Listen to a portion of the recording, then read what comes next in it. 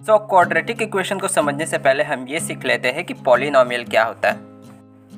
Polynomial is an expression of algebraic terms जिसमें constant and variables होते हैं। और क्वाड्रेटिक पॉलिनोमियल क्या होते हैं? वो पॉलिनोमियल जिसका मैक्सिमम पावर और डिग्री 2 होता है।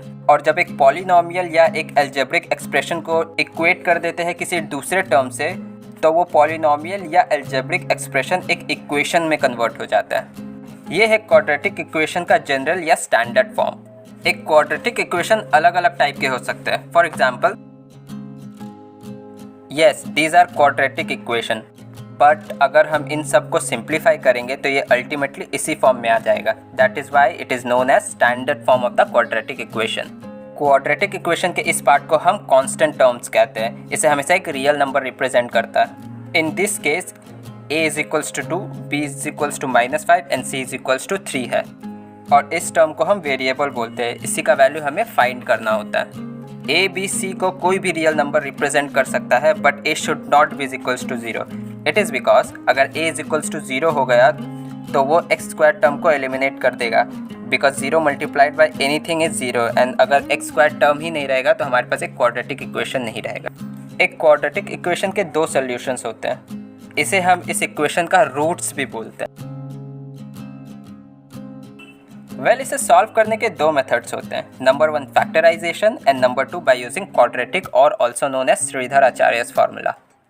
फैक्टराइजेशन मेथड में हम पॉलिनोमियल के मिडिल टर्म को फैक्टर करते हैं। इसमें बेसिकली बीच वाले टर्म यानी मिडिल टर्म को स्प्लिट करना होता है कुछ इस तरह से जिससे हमें पॉलिनोमियल का दो फैक्टर्स मिल जाए। फिर हम इन दोनों फैक्टर्स को इक्वेट करते हैं 0 के साथ और हमें हमारा रूट्स मिल जाता है। बट फैक्टराइजेशन मेथड से हर तरह का क्वाड्रेटिक इक्वेशन सॉल्व नहीं हो सकता। फॉर एग्जाम्पल दिस इक्वेशन, इस क्वाड्रेटिक पॉलिनोमियल का मिडिल टर्म फैक्टर नहीं हो सकता। That brings us to our next method which is by using quadratic formula which is x is equals to -b plus minus root over of b square minus 4ac by 2a। Well, it is kind of complicated, but इससे हम किसी भी quadratic equation को solve कर सकते हैं। और इस फार्मूला से हमें ये भी पता चलता है कि एक क्वाड्रेटिक इक्वेशन सॉल्वेबल है भी या नहीं। यस, कुछ क्वाड्रेटिक इक्वेशन किसी भी मेथड से सॉल्व नहीं होते हैं, या फिर दूसरे शब्दों में कहा जाए तो उसका कोई रियल रूट्स नहीं होता। Which brings us to a term known as discriminant. Quadratic equation के इस पार्ट को डिस्क्रिमिनेंट बोलते हैं। पर ये डिस्क्रिमिनेंट इतना इंपॉर्टेंट है क्यों? क्योंकि हम सिर्फ डिस्क्रिमिनेंट को देखकर बता सकते हैं कि एक क्वाड्रेटिक इक्वेशन का रूट्स रियल है या इमेजिनरी। किसी भी नेगेटिव नंबर का स्क्वायर रूट नहीं होता है। विच मीन्स अगर डिस्क्रिमिनेंट लेस देन 0 है तो हमारा कोई रियल रूट नहीं होगा। अगर ग्रेटर देन 0 है तो हमारा रियल रूट होगा। अगर डिस्क्रिमिनेंट इज इक्वल्स टू 0 हुआ तो हमारा रूट्स रियल एंड इक्वल होगा। Let's try to understand with an example.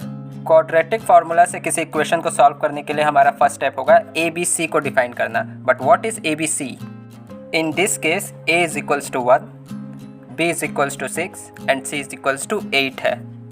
So let's put the value of ABC in the formula and we will get something like this.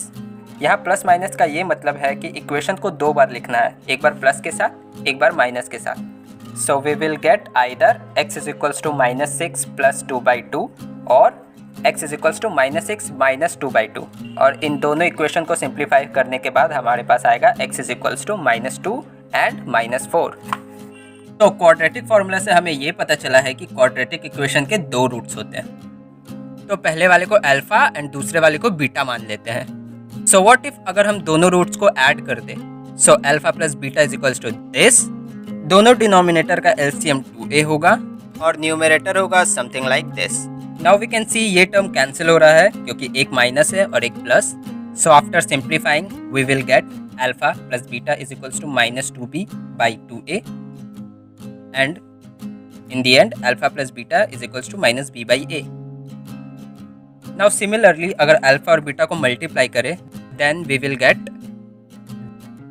अगर हम ध्यान से देखें तो numerator a plus b a minus b के form में है।